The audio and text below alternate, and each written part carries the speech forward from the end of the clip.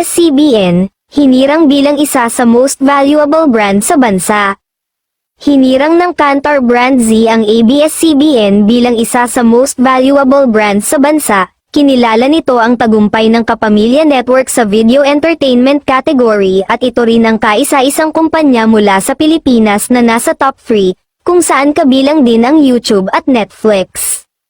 Ito ay ayon sa ulat na isinagawa ng Kantar Brand Z para sa taong 2024. Ayon sa mga opisyal ng Kantar, sadyang lumawak ang mga online video at streaming apps ngayong nasa digital age na ang buong daigdig, habang nananatili pa rin ang ABS-CBN sa mga nangungunang brand dahil sa lalim ng ugnayan nito sa mga manunood. Dagdag pa ni Eva Claravol, na siya namang Group Head and the Customer Experience, Commercial Lead for Asia Pacific ng Kantar Philippines, ang kanilang magaganda at malalakas na content sa mga nakaraang taon ang lalong nagpatibay sa koneksyon nila sa audience.